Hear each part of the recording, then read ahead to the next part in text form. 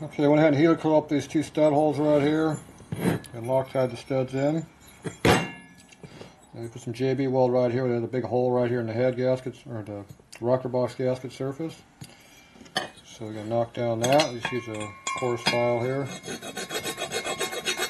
Knock that down. Hit it from several different directions so you don't take off the parent material next to it. We're trying to take off the filler material.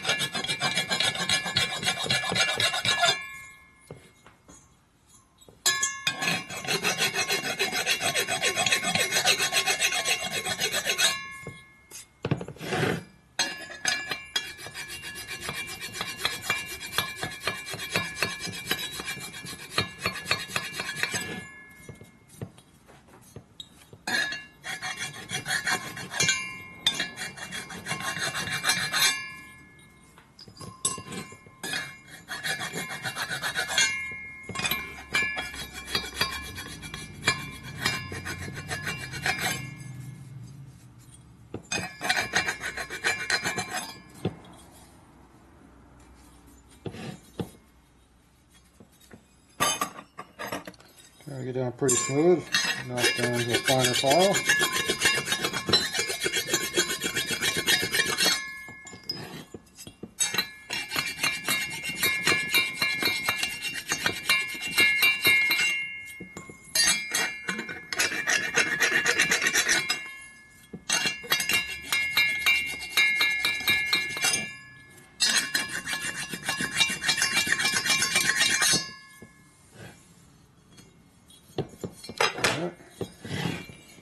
Get that fairly smooth now.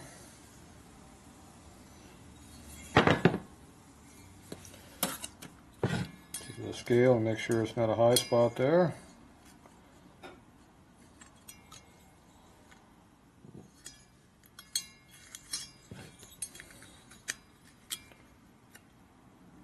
It should be pretty flat. So that knocks that off. So now we're going to go clean this up and we'll assemble up the valves and stuff in this thing. Okay, we got the valve springs and stuff laying out here, collars and keepers, one valve shim. So I need to get this stuff so it all fits together. This old sifting cam, not sure what it is, so I need to measure how much lift it has. It came out of the bike, so it should clear, but I want to double check stuff. So the way you figure this out is you go ahead and measure your lobe right here. Zero out your caliper, or write down the number. And you go ahead and see what the lobe lift is.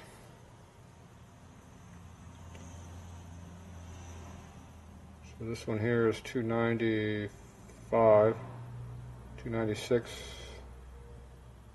297, right in that area. Oop. Where am I at? Get it so I can see in the camera, way down there. So anyway. You measure across the top and bottom of the lobe, and that'll give you a lift. I'll figure out the camera's at. Alright, so once you know that number, take a calculator, and you put in there what it is. So it's 0.297 times the rocker ratio, 1.43 on a shovel, gives me 425 thousandths lift. So not much lift.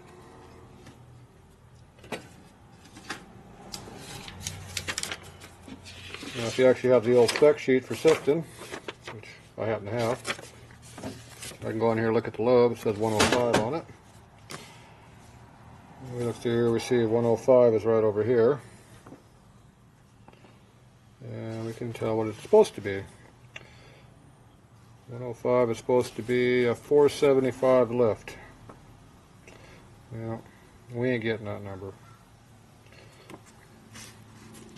And our TD lift is 180 by 175, so we can check our valve-to-valve clearance.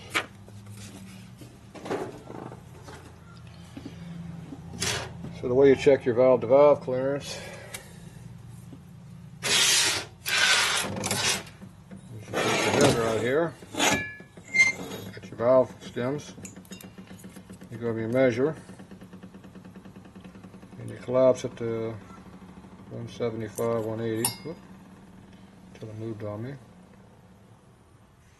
And this one here, 1 1/4 inches.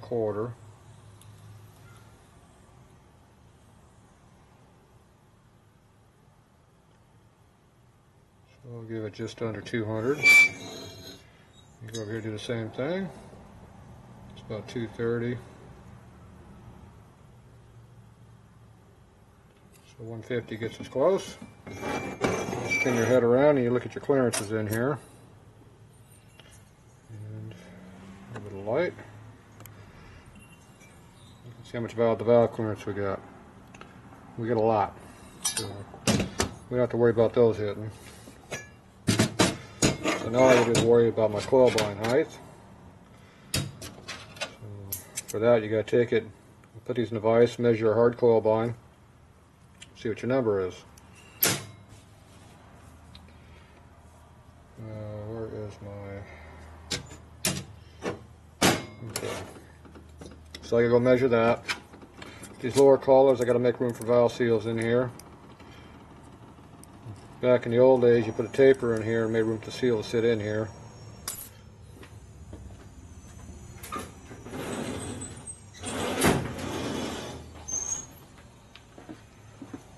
Right here is your seal to fit down inside the collar. Stock collars, right here, they're not cut for clearance. See how they don't go in? They don't fit. These ones here are cut to go in, so they fit down inside. The problem with this is it puts a trough of oil right here, and the seal sits down in this trough of oil. It'll actually suck the oil out of that trough, so it'll actually use oil. It slows it down a little bit, but it'll suck. So what I do is I just cut this lip completely off. It gives you the clearance you need, but it doesn't collect the oil in the trough to suck in so much. So it's a little bit better way of doing it. So I'm going to cut these off. And make that, and I'll measure up our coil bind, see what our coil bind number is. We'll take a couple of these over here and check them.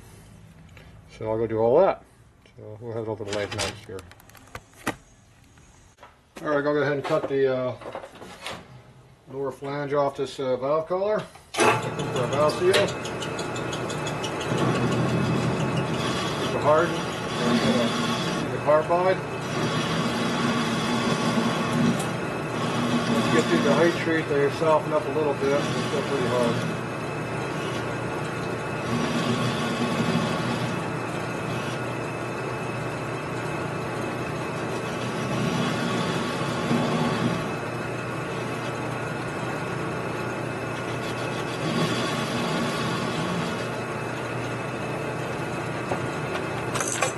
I'd like to deburr after I'm done.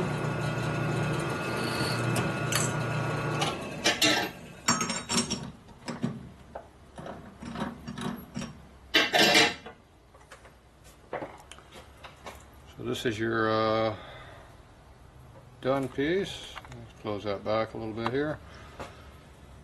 So this is the one that's done. This is what it looked like before. We just cut this lip off right here, shoulder, so you can see the difference. So now there's room for a valve seal to sit in here. Get that where it's in focus a little better.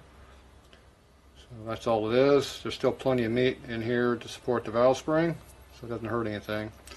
And the spring is still supported by the outside lip here, so you're not losing any support off the inner spring, because the outer spring hits on the inner spring on the hot rod springs anyway.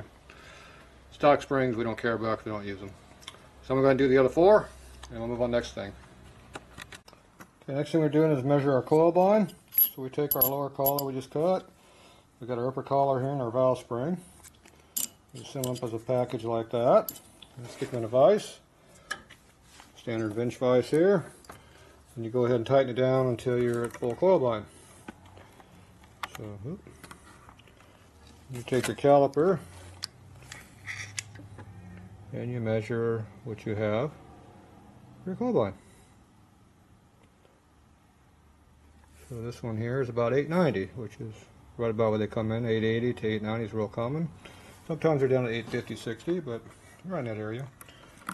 So after you do the one, you take this one out and you put the other one in.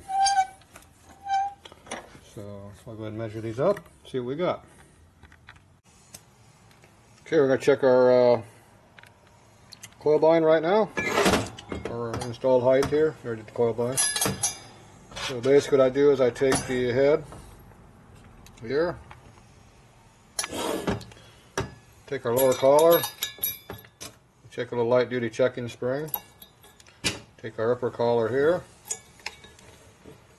go ahead and assemble this up.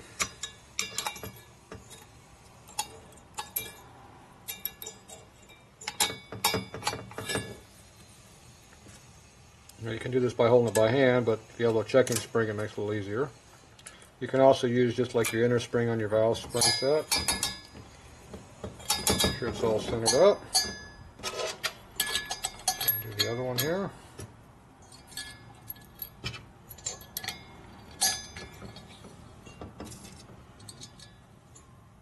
Now you can also mock up the whole bike this way and assemble it all up.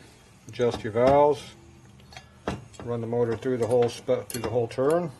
Check your valve events and make sure everything clears, your pistons and everything also. That's how I do those. You can actually take your rocker arms when you're at full lift and just go like this and measure your direct clearance, how much you have. Instead of trying to calculate all the crap, you just go like this and measure it. So it makes it really nice. You can also check your valve to valve because you have a certain amount of clearance. You see what they hit like that, you know they're hitting. So you just push them both down, there's a certain amount of clearance in there. So if you run your cam through and then you got both valves open to overlap and you push a little bit deeper and it doesn't hit, you know you're good. That's how you check it quickly, at least for me. Okay, once we got this in there, then it's just a matter of reading with your scale here what your dimension is. So in this case here we have 1.550. There where you can kind of read it. We'll go over to this one over here. And we got 1.5. Where we at here? About 515, 520. So that's our installed height. Now we don't know what we need yet, so we go over here with a calculator. We know that the valve springs were at 890 on the one you saw, 900 on the other one, so I just take 900, so you go 0.9 plus our spring clearance, which is 0.050. 0.9 plus 0.05 equals, that's 0.950. Then you put in your valve lift. So the cam is rated at 475, so we'll put that number in, 0.475. And our overall clearance that we need is 1.525 is what we really need. So the numbers didn't work out quite right for some reason, but we'll try that again. 0.950 plus 0.475 equals, now we got the correct number, 1.425. We can read it. So fat fingers don't help you. So I always like double checking because my math sometimes screws up. So you get your 0.900 plus your 0.05 plus your cam lift, 0.475 equals 1.425. So we got the same number twice, that must be the right number. Okay, well we know we got 525, so we got an extra 100 thou of lift in this motor, clearance. So that means we got plenty of clearance. So we can put some 60 thou valve shims under here if we want to get a little extra, tighten up the springs a little bit. Now, the other thing I want to check is our retainer to valve seal clearance. We can see it. The valve seal sits on top of the valve guide right here, where my scale's at. And the retainer is way up here. Sometimes the keepers stick through about 20 thou, but you have to look at your stuff. Now, the seals are basically 100 to 150 above the top of the valve guide top. So if we figure 150 plus our 475 lift, we need 600 thousandths of clearance roughly in there. And right now we have almost 750. So we got plenty of clearance for our seal to be in here now. So we have to check that. You want to make sure you have enough.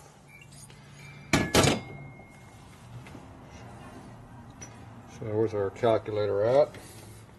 So if you want to make sure what the number actually was, it's your lift, 0.475, plus the thickness of your seal.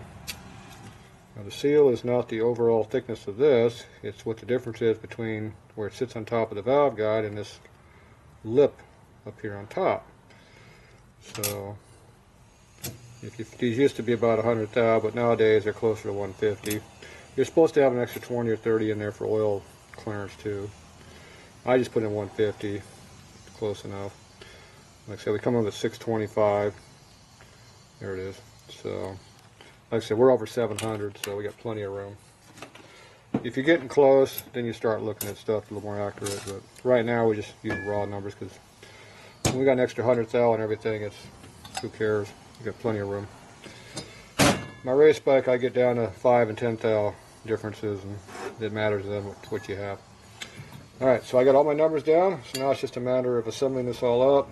I'll go ahead and check the other head for my installed heights. I'll go ahead and assemble these up. I'll probably throw a couple of shims under here just for the hell of it. So, gives you an idea where we're at. Okay, I'm going to go ahead and assemble up these heads now.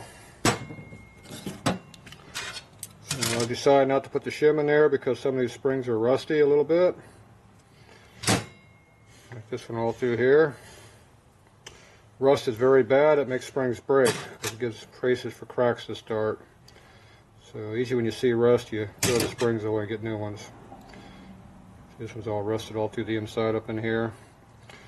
So this customer's not going to spend any money on parts. So we're going to put these on the exhaust. So if we lose the exhaust valve, at least it won't be as bad as an intake valve losing it. So we'll put the good two on the intakes, the crappy ones on the exhaust. And we're not going to work the spring very hard by leaving that shim out, so that'll make it live a little longer too. So what I always do is I put a little bit of Loctite sleeve retainer. So that's the maximum holding. Put a little dab on my finger. And I put it around the valve guide right here. And that does two things. It helps seals up the guide. It seals up the valve seal. It also helps hold it on. And after you wipe it on, you wipe off the face up here where the top of the guide would be, because you don't want any of this stuff on your valve stem. It will definitely not help out the valves going up and down. So you put a little bit on each head. Pull this back a little bit. I'm going to go ahead and put the valves, so I have one valve spring shim, and we'll put that on the intake guide on this other head. It was sunk the lowest down by just a little bit, and shim to equalize it with the other valve.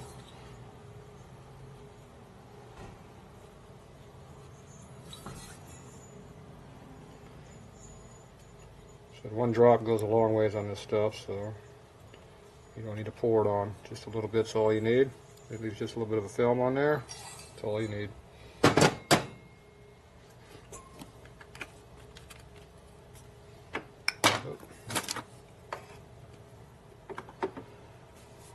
And we go ahead and take the assembly lube. Wipe your finger off first. Put your assembly lube on the stem. Go ahead and put it in the head. Now you just spin the valve a little bit as I put it in. Smear it around, make sure it's good. Go ahead and do up the other ones while you're at it.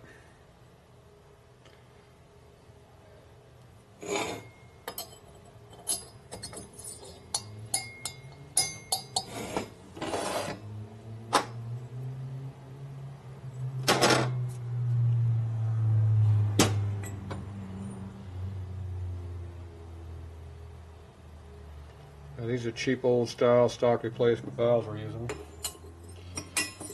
Everything's in there with 4 or 5 thou clearance. The valve seal won't live very long because it'll be overworked by the valve moving up and down, or side to side so bad. But it'll help for a while.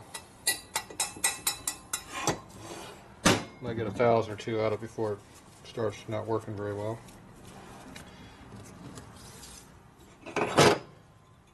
Shim over here. Alright, now on these seals, they cannot go past the collar. So if you want the collar to be on the head, you got to put it on before you put the seal on it. Very important. So, collar first, then seal. Instead of putting that fancy damn condom over the top of your valve, I just take it and rotate the seal at kind of an orbital deal. I just kind of do one of these deals here, and just kind of slip it over both sides of this valve. You can feel it tearing if you're doing it wrong, so try to get it where you can see what I'm actually doing here.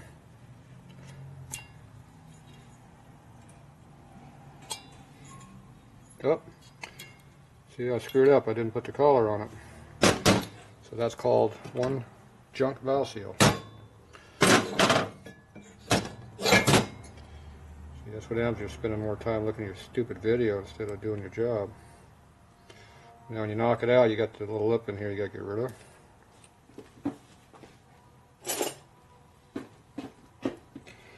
Because I took the seal lip right off when I beat it out.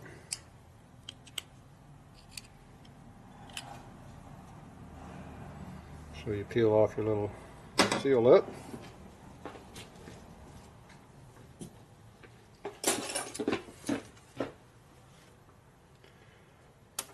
Where'd the valve seal go? One junk valve seal, one new valve seal. See the difference in hole size?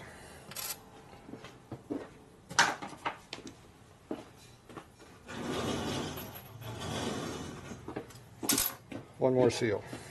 Now this time, let's put the down collar on first, like we're supposed to. There. Now we can go ahead and put our seal on there. So again, just kind of rotate it and rock it on. It's on there. Now on your drivers, this is one I made up years ago. These are ones that come with seal kits. Now, these are color coded. You got red, white, black, and I think there's a blue one out there too. Okay, there are different sizes in here. If you look down in here, there's different hole sizes. This one here doesn't really fit in there. See, it kind of rocks around, doesn't really push on it evenly. The black one, see, it's got a nice solid shoulder on it. So this one don't work with this seal. This black one does. So this one takes a black holder. These are 74-inch valve seals. Be like Shovelhead painted 74, not stupid Sportster. Okay, so that's how you do that. Now I use my own driver. Stick it on there. We got the valve stem up through the hole already, all the way up. See, all the way down. Go like that, push it down. You take it and you knock it down until it's flush.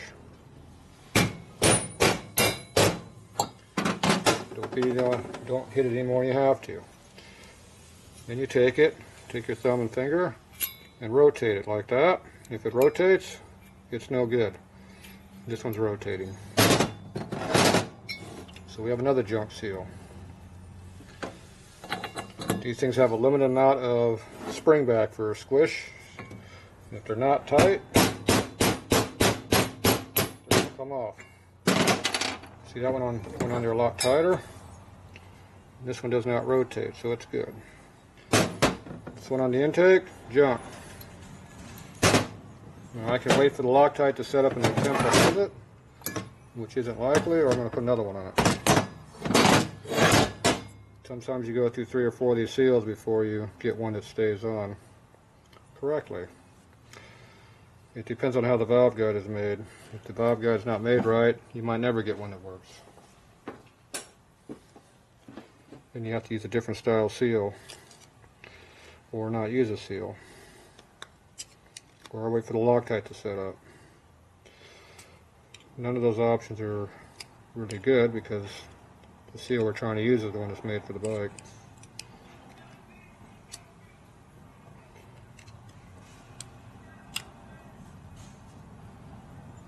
I got that seal lip off.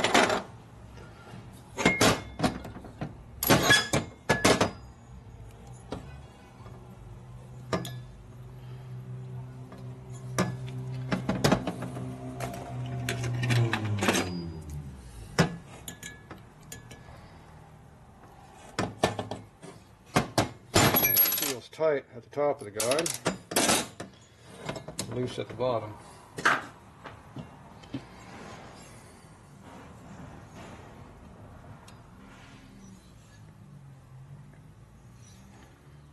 So the guide's undercut once you get on the inside of it a little ways. The problem with that is the tight part expands the seal too far. When it drops back into the small part, it doesn't spring back that far. We'll try another one, see if we can screw up another seal here. So far we're got 2 extra ones on this job. If you hit it slower and not as hard, it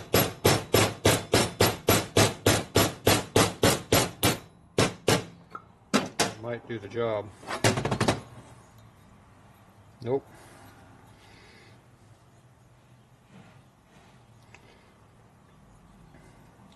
Problem is the guide. You gotta beat on it really, really hard, and it doesn't work. Well, this does get tight when I rotate it, so I gotta see if the Loctite will set up. So I gotta let it sit for a while and see if the Loctite will set up on that one. I'll go ahead and mark the head so I know what I'm going to look for. Come back in a half hour and see if that thing is set up. If it's set up, we're going to let the Loctite do its job. This being a cheap ass job, we're not supposed to fix anything anyway.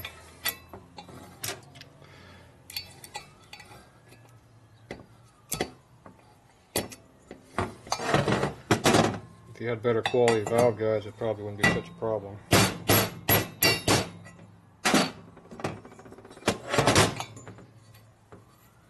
There's another one. Same problem.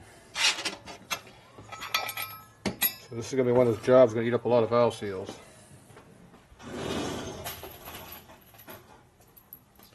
All these old parts are screwed up junk. That's why I don't use them. They're nothing but pain in the ass when you're trying to use crappy parts.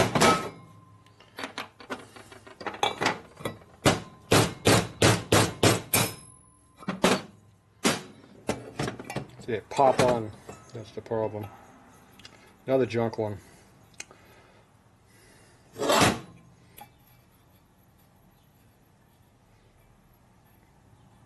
one's so loose it didn't even stay on.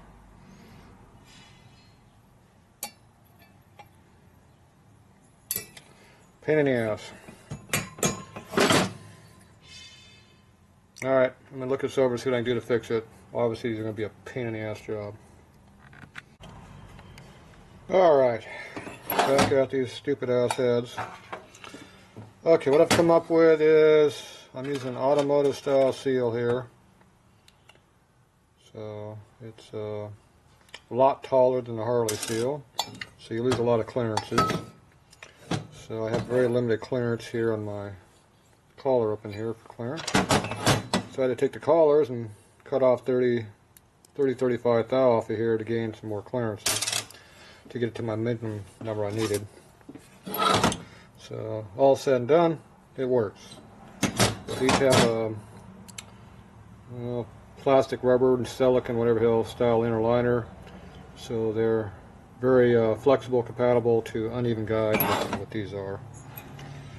So they work barely. So these ones here, I got a modified driver I made up for them years ago.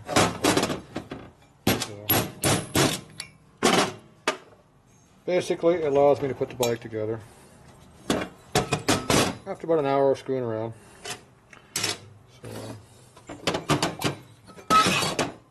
So, once again, you save money for the customer, and it costs me more money in the long run.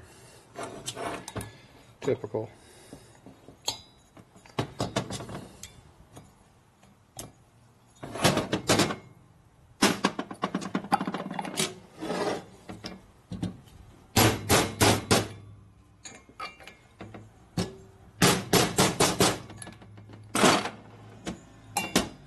Alright, seals are tight. We can get on with assembly now.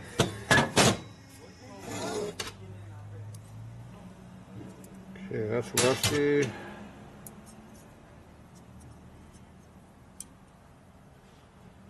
That's rusty. This one's rusty. I got 3 rusty ones. Which one's worse?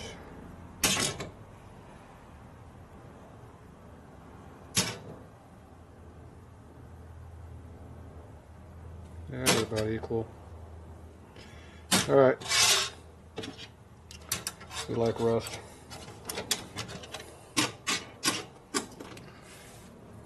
I'm going to do the exhaust or intake first.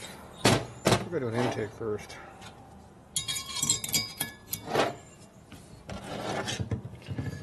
Use our Harley spring compressor here.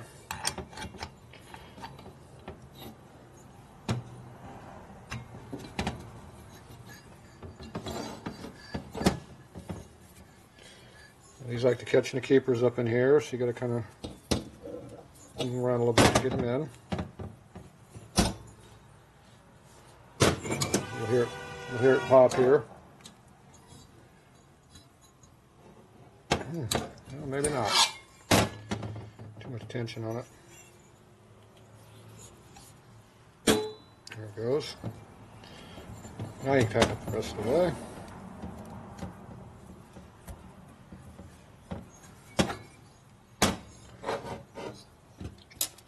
You just put the keeper in, lay it on top of my finger. Center it up with a screwdriver. Put my finger back on the top of it again. See, my finger's holding it up right there. I just dropped the other one right on top of that one. So it's right in the top of the other one, the keeper groove. Then you just undo it.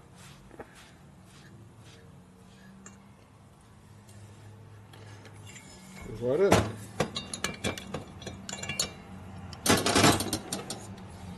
So that one's installed. I take my screwdriver, tap it right on top of the keeper only. One on each one. Now make sure they're seated. That's what it looks like, and you can see the gap we got inside the top of the seal lip for the seal in there. So, we got about a ½ inch, so plenty of room. After I modified the color, we got plenty of room.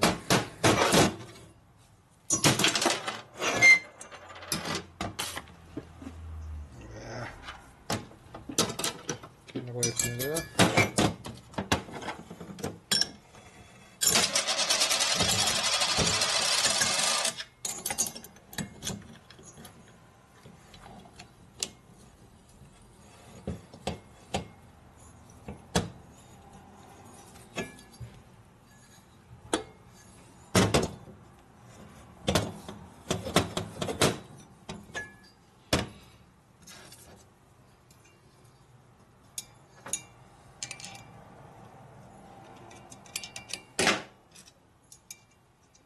Make sure you get the keeper all the way in the groove where it belongs. When you put valve spring tension on it, it doesn't necessarily make it pop in. A lot of times they'll just jam in there sideways and not be in all the way. And you can drop a valve, which would be a bad thing.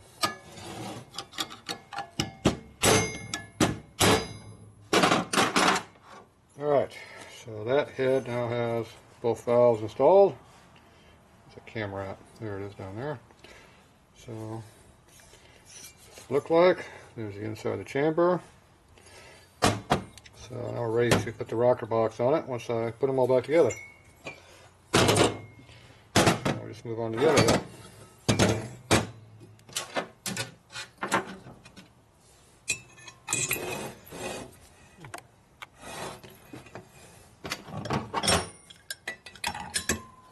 Of course that goes away. Get it the same way, hopefully.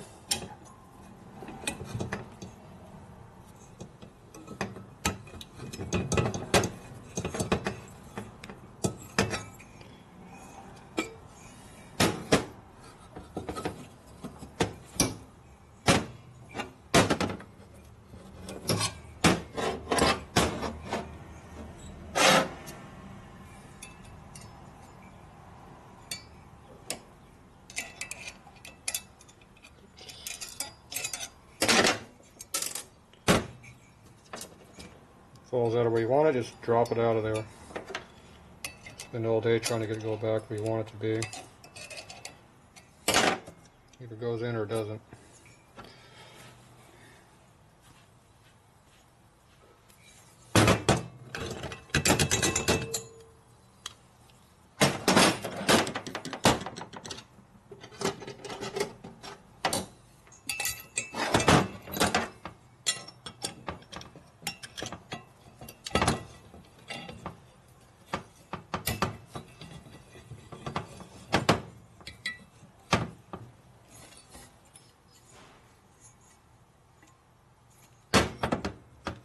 Yeah.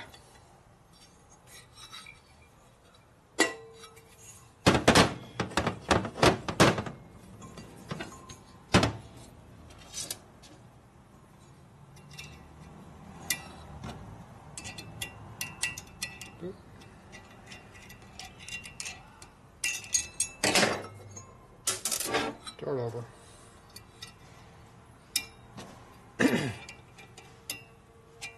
Yes.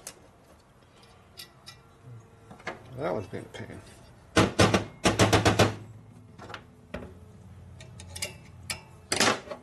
Cool.